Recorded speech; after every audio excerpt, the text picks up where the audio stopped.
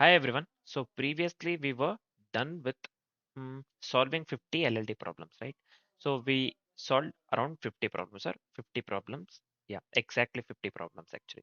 We are done with that part actually. We are done with the playlist. So I have uploaded the code on the GitHub as well. You can just, if you are facing some problems, you can just go through the GitHub actually, right? GitHub where I have uploaded. I have given that one in the description as well. uh, yep, you can just check that. Yep, that you can do. And yeah, we have successfully solved, we had successfully solved 50 problems. We are done with that part now. Let's move on with the further things actually, right? So this is going to be the last playlist before hopping into the frameworks. Let's see what frameworks will be going. That I'll be doing that after the job actually. So let's see in the future actually what we'll be doing. But this is going to be the last playlist before hopping into the frameworks. We haven't uh, this one discussed about any frameworks, or we haven't made any video on any frameworks. We have just we are just concentrating on the programming languages actually, right? So for now, so we will be discussing around 150 exactly 150 algorithms actually. That's very important actually. Yep. So that we'll be doing using the Java programming language. Yeah, let's start with the arrays based algorithms. Yeah, or array based algorithms. Yep. First let's start with a prefix sum. Yeah, so let's see what the definition part say here. Prefix sum is an array, right? First of all, prefix sum is an array where each index stores the sum of all the elements, where each index, each particular index will be having, right? So see here, 1 second.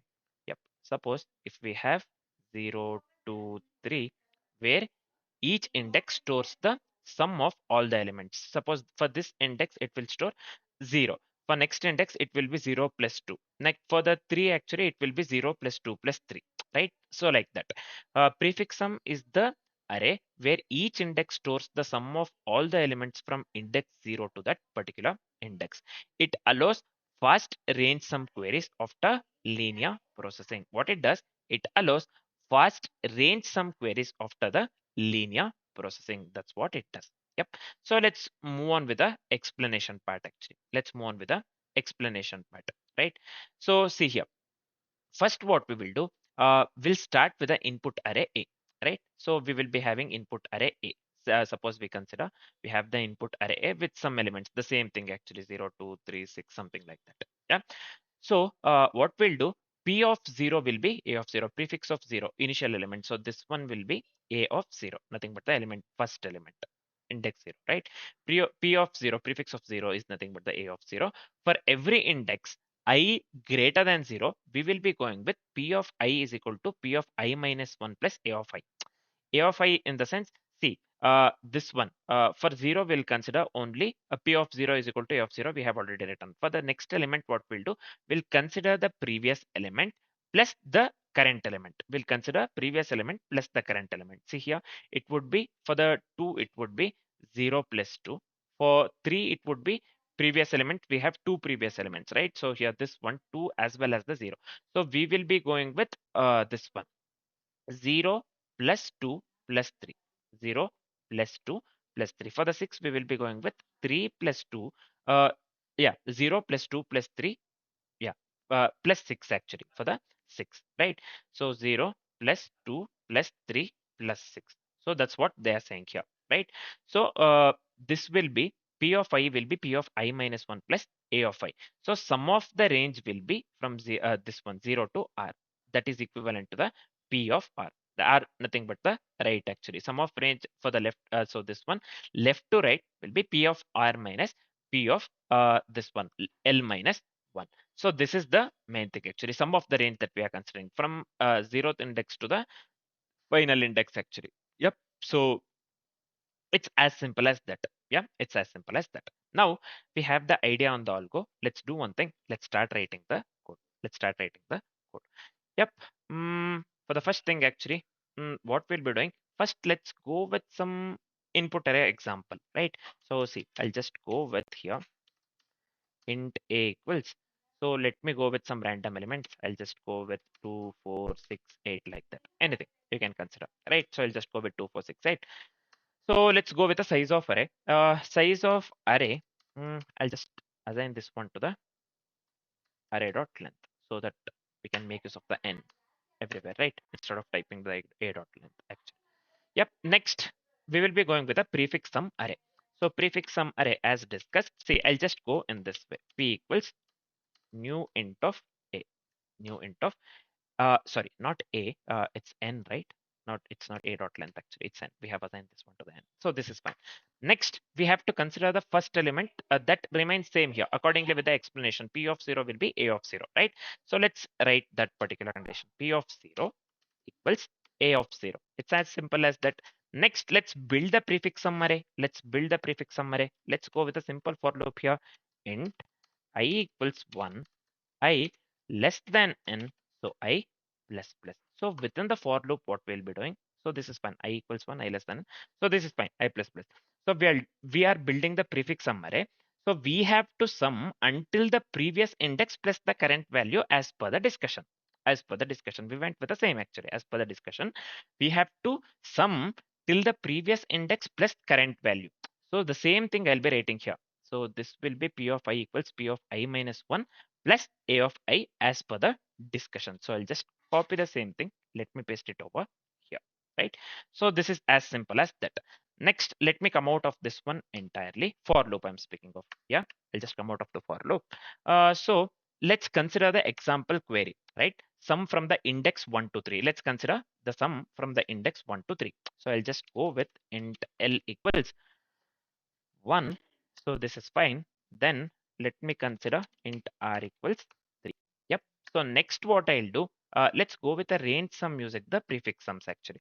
I'll just go with, see here, range sum equals P of R. Let's go with the range sum P of R minus P of L minus 1. So this is fine. Next, finally, let's do one thing. Let's go with the output result, nothing but system out println. Yeah, I'll just go with the S out here, system out println. Let me pass the range sum. Let me pass the range sum. So this is it for the code. This is it for the code. Let me format the code once. Yeah. So this looks good, right? Yep. Now, what we are doing here. So we have considered 2, 4, 6, 8, and we are going with the this one. What do we call? Yeah, let's do one thing. Let me run the code. Let's run the code and let's dry run the code. Yep. So after running the code, we'll be getting the output. Let's dry run the code so that we understand the code clearly. Yep. So let me run this one.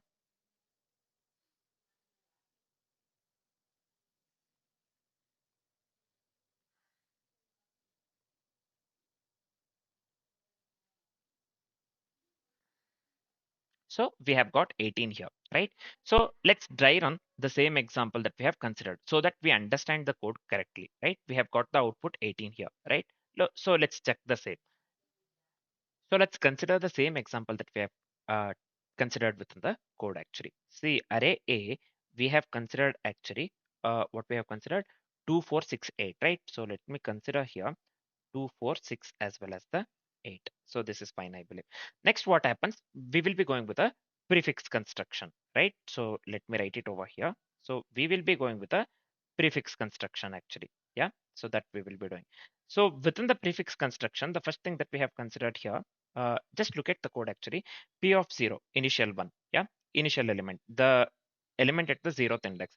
P of 0 equals 2, right? So then we have P of 1, right? So we have to go with a uh, previous element as well as the current element, right? So this will be 2 plus 4 actually. This will lead to 6. Yep. So then we will be going with a P of 2.